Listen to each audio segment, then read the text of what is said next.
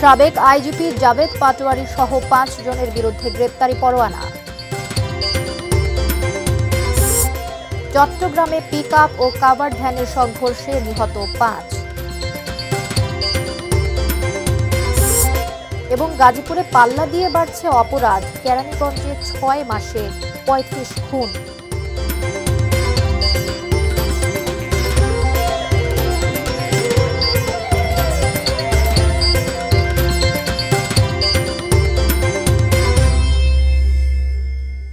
ATN news দেখছেন, দেশের খবরের সঙ্গে আছি আমি জান্নাতুল ফিরদাউস কবিতা। এতক্ষণ শুনছিলেন নাসির ফ্লোট গ্লাসের সৌজন্যে সংবাদ শিরোনামগুলো।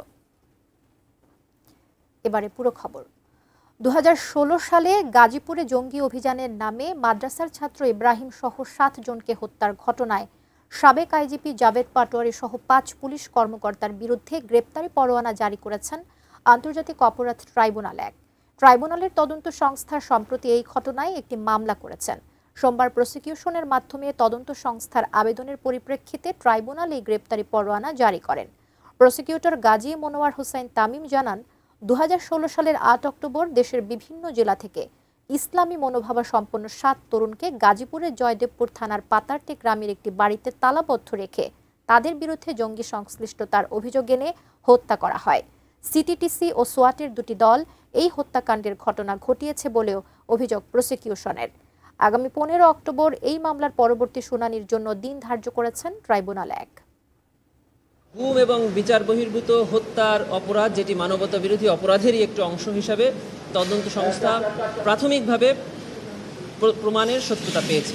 তারই ভিত্তিতে এই ৫ জনের বিরুদ্ধে একটি গ্রেফতারের আবেদন তদন্ত সংস্থা আমাদেরকে জানিয়েছিল। আমরা আন্তর্জাতিক অপরাধ ট্রাইব্যুনালে সাবেক আইজিপি জাভেদ পাটোয়ারি সাহেব সহ ৫ জনের বিরুদ্ধে গ্রেফতারি পরোয়ানার আবেদন করেছিলাম।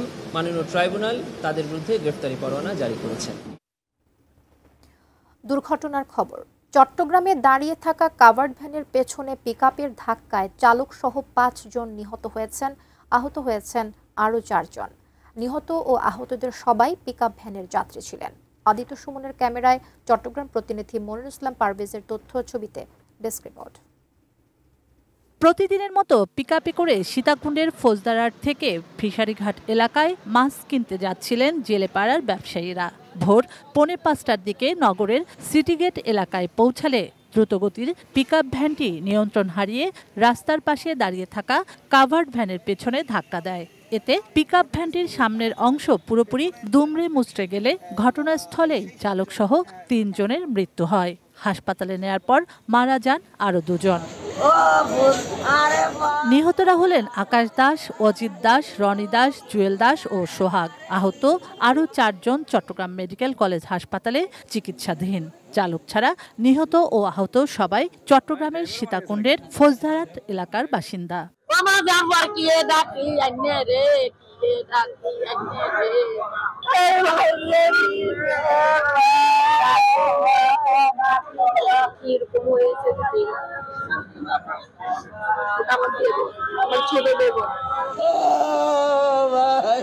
পুলিশ ও এলাকাবাসী জানায়, পিকআপ ভ্যানটির সামনে ৩ জন ও পেছনে 7 জন যাত্রী ছিলেন। দ্রুতগতির কারণেই এ দুর্ঘটনা বলে জানান তারা।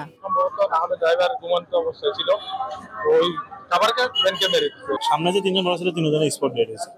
পরবর্তীতে আমরা যে আহত যারা ছিল তারা অ্যাম্বুলেন্সে করে নিয়ে আসছি এবং যারা নিহত হয়েছে আমরা ওই ঘটনাস্থলগত কার্যক্রম আছে, ক্রাইম সিন রেখে আমরা বাকিগুলো আমরা মেডিকেলে নিয়ে আসছি। শুক্লা সরকার, ডেস্ক রিপোর্ট, এটিএন নিউজ। গাজীপুরে পাল্লা দিয়ে বাড়ছে নানা অপরাধ। এ নিয়ে হিমশিম অবস্থা আইন শৃঙ্খলা বাহিনীর। সাধারণ মানুষের আকুতি শান্তি ফেরানোর। তারা মনে করছেন রাজনৈতিক সদিচ্ছা থাকলে তা সম্ভব। সাব্বির আহমেদ বিস্তারিত জানাচ্ছেন। আতঙ্কের জনপদে পরিণত হয়েছে গাজীপুর। যখন তখন দেশীয় অস্ত্র নিয়ে প্রকাশ্যে কিশোর গ্যাং কিংবা এলাকার চিহ্নিত সন্ত্রাসীরা। তাদের হামলায় আহত হন ব্যবসায়ী, সাধারণ মানুষ। এ নিয়ে ব্যবসায়ী থেকে সাধারণ মানুষ সবার ভেতরে ভয় আর চাপা আতঙ্ক। ঘর থেকে বেরোতে গেলে মনে করেন বলতে পারে না সে কি বেঁচে ফিরবে। বর্তমান কি ভয়ে কেউ মুখ খুলতে চায় না। দাদাবাজি আছে, চিন্তাও আছে। সাধারণ মানুষের কথা, বিভিন্ন রাজনৈতিক দলের আশ্রয় প্রশ্রয়ে এসব অপরাধীরা বেপরোয়া। বারবার এ ধরনের অপরাধ করেও তাই আইনের ফাঁক গলে বাইরে এসে আবারও একই অপরাধে জড়াচ্ছে তারা। চাঁদাবাজি আসলে এগুলো এখন সরকার চেঞ্জ হলে আগে পরে হয়েছে, এখনো হইব, আগে বেশি কম হয়েছে, এখন বেশি হইতেছে। সাধারণ বিষয় নিয়ে চাকু দিয়ে পার মেরে মানুষ মারিয়ে ফেলতেছে, কি একটা অবস্থা, রাতের বেলা বাসা থেকে বের হওয়া যাচ্ছে না। স্থানীয় বিশিষ্টজনদের মতে সার্বিক সমস্যার সমাধানে সকল পক্ষকে এক অবস্থানে আসতে হবে। গাজীপুরকে আতঙ্কমুক্ত করতে এর কোনো বিকল্প নেই। এটা কোনো একক দলের না, এটা জনগণকে নিয়ে ঐক্যবদ্ধভাবেই এটা মোকাবিলা করতে হবে। তারা পেশাদার অপরাধী, তারা মনে করতেছে যে এই মুহূর্তে বোধহয় আইন শৃঙ্খলা পরিস্থিতির কোনো দুর্বলতা আছে কিংবা আছে, তারা ওই সুযোগগুলি নিতে চেষ্টা করতেছে। রাজনৈতিক দলের প্রতিনিধিরা বলছেন, মুখে মুখে প্রশাসন অনেক কাজের কথা বললেও বাস্তবে তাদের বড় ধরনের দুর্বলতা রয়েছে, আর এই দুর্বলতাকে কাজে লাগাচ্ছে অপরাধীরা। এখানে অনেক রাজনৈতিক দল আছে যারা এটাকে নিয়ে অপরাজনীতি করার চেষ্টা করে, আরেক রাজনৈতিক দলের উপরে দোষ চাপানোর চেষ্টা করে। তো সেটা থেকে আমরা বিরত থেকে আসল প্রবলেমটাকে আমরা যদি অ্যাড্রেস করি যে এটা আমাদের প্রবলেম, এটা বিগত সরকারের আমলে এটাকে গোপন করা হয়েছে, তো সেটা আমরা একসাথে কিভাবে মোকাবেলা করব এবং পুলিশকে সহায়তা করতে পারি, তাহলে হয়তো এটার একটা রেজাল্ট বের হবে। লাশ পাওয়া যাচ্ছে টঙ্গীতে, তারপর কাপাসিয়ায়, শ্রীপুর, সেখানে প্রচণ্ড গাফিলতি আছে প্রশাসনের, এবং আমার মনে হয় আরও বেশ কিছু এখানে যারা স্টেক হোল্ডার আছে তাদের কিছু দুর্বলতা রয়েছে, যে কারণে এটা দিন দিন বাড়তেছে। আগের চেয়ে গাজীপুরে অপরাধ বাড়ার পরিসংখ্যান কি, এর সঠিক তথ্য দিতে পারেনি পুলিশ। তবে পুলিশেরও রয়েছে ভিন্ন ব্যাখ্যা। এমন অনেক সময় হয়েছে যে অনেক অপরাধী ঘটেছে, কিন্তু জনগণ সেগুলো প্রকাশ করার মতো ইচ্ছাই পোষণ করেনি বা সেগুলোকে এত গুরুত্ব দেয়নি। কিন্তু এখন কিন্তু যে কোনো অপরাধী ঘটলে সেটা কিন্তু জনগণ প্রকাশ করছে এবং আমরাও সেগুলো গ্রহণ করছি। আপাত দৃষ্টিতে যদি মনেও হয় যে অপরাধ প্রবণতা বেড়েছে, কিন্তু সেটার প্রেক্ষিতে কার্যকরী ব্যবস্থাও গ্রহণ করা হচ্ছে। শিল্পনগরী হিসেবে পরিচিত ঘনবসতিপূর্ণ গাজীপুর জেলা প্রতিনিয়ত ঘটছে ছিনতাই, চাঁদাবাজি সহ নানা ধরনের অপরাধ। আইনশৃঙ্খলা বাহিনীর পাশাপাশি রাজনৈতিক সদিচ্ছা না থাকলে এ অপরাধ কোনোভাবেই নির্মূল করা সম্ভব নয় বলে মনে করেন স্থানীয়রা। Sabbir Ahmed, ATN news, Gazipur. দেশের খবরে আছি, সময় হলো বিরতির। এরপর অন্যান্য খবরের সঙ্গে আরও যা থাকছে।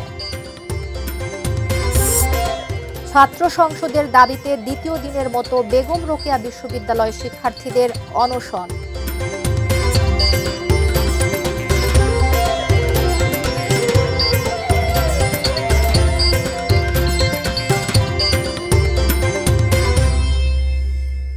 ফিরে এসে দেশের খবরে সবাইকে আবারও আমন্ত্রণ জানাচ্ছি। ঢাকার কেরানীগঞ্জে বেড়েছে অপরাধ কর্মকাণ্ড। খোদ পুলিশের তথ্য, গেল 6 মাসে অন্তত 35টি মৃতদেহ উদ্ধার হয়েছে। একের পর এক বস্তা ও কার্টুন ভর্তি খণ্ডিত মৃতদেহ উদ্ধার, চাঞ্চল্যকর ট্রিপল মার্ডার এবং মহাসড়কে ছিনতাই ডাকাতিতে ডেঞ্জার জোনে পরিণত হয়েছে বুড়িগঙ্গা পাড়ের এই জনপদটি। কেরানীগঞ্জ থেকে শাহিন গাজীর তথ্য ছবিতে ডেস্ক রিপোর্ট। একদিকে বিস্তীর্ণ মহাসড়ক, আরেকদিকে নদী বয়ে যাওয়ায় অপরাধীদের ডার্ক জোন হিসেবে পরিচিত হয়েছে ঢাকা শহরের দক্ষিণ পশ্চিমের কেরানীগঞ্জ উপজেলা। শনিবার তালাবদ্ধ ঘর থেকে রাকিবুল ইসলাম নামের 14 বছর বয়সী এক কিশোরের মৃতদেহ উদ্ধার করে পুলিশ। 10 টুকরা করছে আমার বাইরে। আমার বলা মনে মুরগির মতন দা পাইছে বাইরে। আমার মার মুখে গিলে গালি গেল। 8 জুলাই ঝিলমিল আবাসিক এলাকার পাশে খুন হন তাজুল ইসলাম নামে এক কুয়েত প্রবাসী। 10 দিনের মাথায় ঢাকা মাওয়া হাইওয়ের পাশে একটি ঝোপ থেকে শামীম নামে এক যুবকের মৃতদেহ উদ্ধার করে পুলিশ। 4 আগস্ট আলফা বলপেন কারখানার গলিতে পাওয়া যায় অটোরিকশা চালক সাইদুল ইসলামের মৃতদেহ। পুলিশের তথ্যমতে গত 6 মাসে কেরানীগঞ্জের একাধিক সড়কের পাশ থেকে এবং বুড়িগঙ্গা নদীর তীরে পাওয়া গেছে 35টি মৃতদেহ। এর মধ্যে কোনোটি খণ্ডিত, কোনোটি গুলিবিদ্ধ, কোনোটির হাতের কবজি কাটা। এলাকায় থামছে না স্বজন হারানোদের আহাজারি। কেরানীগঞ্জ এখন খুন, ডাকাতি, ছিনতাই, মাদক সেবন, বিক্রয়ের অপরাধের নিত্যদিনের চিত্র হয়ে পরিণত হয়েছে। সিসি ক্যামেরার আওতাভুক্ত করা হলে অন্তত এই অপরাধ প্রবণতা কিছুটা হলেও কমবে। একের পর এক চাঞ্চল্যকর হত্যাকাণ্ড, ছিনতাই ও ডাকাতির রহস্য উদ্ঘাটন নিয়ে প্রেস ব্রিফ করছে পুলিশ। জানিয়েছে, গত ৬ মাসে আইনশৃঙ্খলা বাহিনীর হাতে গ্রেপ্তার হয়েছেন ১,৪৪৫ জন। উঠতি বয়সী, যাদের বয়স মনে করেন ১৬ থেকে ২৫ বা ৩০, এই বয়সী লোকের সংখ্যা বেশি এবং এদের একটা বড় অংশই কিন্তু মৌসুমি বেকার। তো মৌসুমি বেকার থাকাতে তারা অনেক সময় ক্রাইম প্রবণ হয়ে ওঠেন। এখানে অনেক সময় খুন হয়, বিভিন্ন কারণে খুন হয়, বাট আমরা কিন্তু দ্রুত সেটিকে অ্যাড্রেস করি, আইনের আওতায় এনে আমরা ডিটেক্ট করি। আইনশৃঙ্খলা বাহিনীর কঠোর নজরদারির পাশাপাশি বিভিন্ন গুরুত্বপূর্ণ পয়েন্ট সিসি ক্যামেরার আওতায় আনার দাবি চরম নিরাপত্তাহীনতায় ভোগা কেরানীগঞ্জবাসীর। শুক্লা সরকার, ডেস্ক রিপোর্ট, এটিএন নিউজ। ছাত্র সংসদের দাবিতে দ্বিতীয় দিনের মতো আমরণ অনশন কর্মসূচি পালন করছেন বেগম রোকেয়া বিশ্ববিদ্যালয়ের শিক্ষার্থীরা। অনশনের দ্বিতীয় দিনে অসুস্থ হয়ে হাসপাতালে ভর্তি হয়েছেন 2 শিক্ষার্থী। আন্দোলনরত শিক্ষার্থীরা জানান, দীর্ঘদিন ধরে বেগম রোকেয়া বিশ্ববিদ্যালয়ে ছাত্র সংসদের দাবি করে আসলেও এখনো পর্যন্ত কোনো সমাধান পাননি তারা। দ্রুত ছাত্র সংসদ বিশ্ববিদ্যালয় আইনে সংযুক্ত করে নির্বাচনের সুনির্দিষ্ট রোড ম্যাপ চান শিক্ষার্থীরা। এদিকে রোববার থেকে বিশ্ববিদ্যালয়ের প্রশাসনিক ভবনেই অবস্থান করছেন বেরবির উপাচার্য অধ্যাপক ডক্টর শওকত আলী। দেশের খবরে আছি, সময় হলো আরেকটা বিরতি নেবার, ফিরে আসছি, সাথেই থাকুন।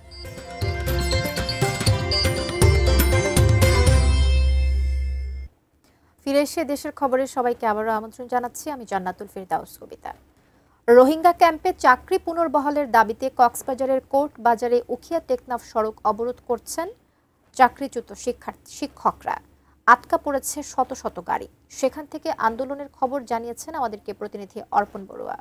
কক্সবাজারের রুখিয়ার রোহিঙ্গা ক্যাম্পে যারা স্থানীয় শিক্ষক রয়েছেন তাদেরকে গত কয়েক মাস আগে তাদের দাবি হচ্ছে তাদেরকে অন্যায়ভাবে বৈষম্যমূলকভাবে তাদেরকে চাকরি থেকে চাকরিচ্যুত করা হয়। পরবর্তীতে তারা আসলে তাদের চাকরি পুনর্বহালের দাবিতে এর আগেও তারা আন্দোলনে নেমেছিলেন, কিন্তু তারা কোনো ধরনের সুরাহা না পাওয়ার কারণে তারা আবারও পুনরায় আন্দোলনে নামতে বাধ্য হয়েছেন এবং ভোর 6টা থেকে কক্সবাজারের রুখিয়ার যে কোর্টবাজার সড়কটি আছে আসলে দীর্ঘ 8 থেকে 9 ঘন্টা ধরে আসলে অবরোধ আছে এবং অবরোধ করে এখানে টিচার যারা আছেন তারা কিন্তু এখানে সড়কের উপর অবস্থান করছেন।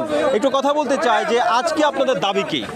আচ্ছা, আপনারা জানেন যে আমাদের হচ্ছে যে 1200 টিচারকে নেওয়া হবে, ওই 1200 টিচারকে 3 মাস পর্যন্ত আমাদেরকে ডিসি স্যার, ইউনু স্যার, RRRC ঘুরিয়েছে, কিন্তু একটা টিচার কেউ নেওয়া হয়নি। ইউনিসেফ একেবারে পরিষ্কারভাবে জানিয়ে দিয়েছে তারা একজনকেও বহাল রাখতে পারবে না। এরই পরিপ্রেক্ষিতে হচ্ছে আমরা ডিসি স্যারকে বলে দিয়ে আসছি যে স্যার, আমরা হয়তো বা রাজপথে আন্দোলন করেছিলাম, আপনারা আশ্বাস দিয়েছিলেন, আমরা দাবি রাজপথ থেকে আদায় করে নিব। সেই পরিপ্রেক্ষিতে হচ্ছে আমরা আমার কর্মসূচি ঘোষণা করেছি। যতক্ষণ না পর্যন্ত 1200 টিচারকে পুনর্বহাল করা হচ্ছে না, ততক্ষণ পর্যন্ত আমাদের এই কার্যক্রম চলমান থাকবে। পর্যন্ত তাদের চাকরি পুনর্বহালের ঘোষণা দেওয়া না হচ্ছে না, সড়ক থেকে বা রাস্তা থেকে তারা ঘরে ফিরে যাবেন না বলে তারা ঘোষণা দিয়েছেন এবং আমরণ অনশনের ডাকও তারা এখানে দিয়েছেন। কক্সবাজারের রুখিয়ার কোর্টবাজার থেকে টুকে ছিল এখানকার আন্দোলনরত শিক্ষকদের সবশেষ পরিস্থিতি। নারায়ণগঞ্জের গেল 1 বছরে পোশাক কারখানাগুলোয় অস্থিরতা বেড়েছে। শিল্প কারখানায় গ্যাসের তীব্র সংকট, আর্থিক সংকট ও বিভিন্ন সিন্ডিকেটের কারণে গেল 1 বছরে 40টি তৈরি পোশাক শিল্প কারখানা স্থায়ীভাবে বন্ধ হয়ে গেছে। বিস্তারিত জানাতে যুক্ত হয়েছেন প্রতিনিধি হাসান মজুমদার বাবলু। গেল 1 বছরে শিল্পাঞ্চল নারায়ণগঞ্জে কিন্তু প্রায় 40টি শিল্প কারখানা, অর্থাৎ তৈরি পোশাক শিল্পের যে কারখানা রয়েছে সেটি কিন্তু বন্ধ হয়ে গিয়েছে এবং এছাড়াও কিন্তু প্রায় 20টি তৈরি পোশাক শিল্প কারখানা রয়েছে যেগুলো অস্থায়ীভাবে বন্ধ হয়ে রয়েছে। তাছাড়াও কিন্তু বেশ কিছু কারখানা রয়েছে যারা আসলে তীব্র গ্যাস সংকটের কারণে তারা বেশ হুমড়ি খেয়ে পড়েছেন, অর্থাৎ তাদেরও হয়তো ধীরে ধীরে বন্ধ হয়ে যাবে এমনটি কিন্তু আমরা জেনেছি। আমরা কথা বলেছিলাম নারায়ণগঞ্জের যে ইন্ডাস্ট্রিয়াল পুলিশ রয়েছে সেই পুলিশ কার্যালয় সূত্রে আমরা জানতে পেরেছি যে নারায়ণগঞ্জে 1834টি শিল্প কারখানা রয়েছে, যার মধ্যে গেল 1 বছরে বন্ধ হয়ে গিয়েছে 40টি এবং অস্থায়ীভাবে বন্ধ হয়ে গিয়েছে 20টি। আমরা শিল্প কারখানার কলকারখানা যে অধিদপ্তর রয়েছে তাদের সাথেও কথা বলেছিলাম, তারাও আসলে আমাদেরকে জানিয়েছেন যে যেমনিভাবে শিল্প কারখানার কিছু সমস্যা রয়েছে, অর্থাৎ রাজনৈতিক অস্থিরতা, ব্যাংক ঋণের উচ্চ সুদের হার এবং ইউক্রেন রাশিয়ার যুদ্ধ, পাশাপাশি রয়েছে শ্রমিকদের যেই কিছু থেকে কিছু হলেই শ্রমিকদের যে মিছিল মিটিং এবং শ্রমিকদের যে অর্থাৎ আন্দোলন সংগ্রাম, যার কারণে আসলে মালিক পক্ষ আসলে এই শিল্প কারখানাগুলো চালিয়ে নেওয়া তাদের পক্ষে সম্ভব হচ্ছে না বলে আমাদেরকে জানিয়েছে। অর্থনৈতিক মন্দা কাটাতে হলে অর্থাৎ এই তৈরি পোশাক শিল্পে সুবাশ্বাস যদি তৈরি করতে হয় তাহলে কিন্তু যে রাজনৈতিক অস্থিরতার যে প্রভাবটি রয়েছে সেই প্রভাব এবং যেই অর্থাৎ গ্যাসের যে তীব্র সংকট রয়েছে সেই সংকট কিন্তু মুক্ত করার জন্য সরকার যথাযথ কার্যকরী উদ্যোগী হবেন এবং উদ্যোগ গ্রহণ করবেন, এমনটাই কিন্তু তারা সরকারের কাছে প্রত্যাশা করেন। তো এই ছিল আসলে নারায়ণগঞ্জ থেকে শিল্প কারখানার অস্থিরতা এবং গ্যাস সংকটের সর্বশেষ তথ্য আমার কাছে। শেষ করব দেশের খবর, তবে যাবার আগে নাসির ফ্লোট গ্লাসের সৌজন্যের শিরোনামগুলো দেখে নিচ্ছি এক নজরে আরো একবার। সাবেক আইজিপি জাভেদ পাটোয়ারি সহ 5 জনের বিরুদ্ধে গ্রেপ্তারি পরোয়ানা। চট্টগ্রামে পিকআপ ও কাভার্ড ভ্যানের সংঘর্ষে নিহত 5। গাজীপুরে পাল্লা দিয়ে বাড়ছে অপরাধ, কেরানীগঞ্জে 6 মাসে 35 খুন। ছাত্র সংসদের দাবিতে দ্বিতীয় দিনের মতো বেগম রোকেয়া বিশ্ববিদ্যালয় শিক্ষার্থীদের অনশন।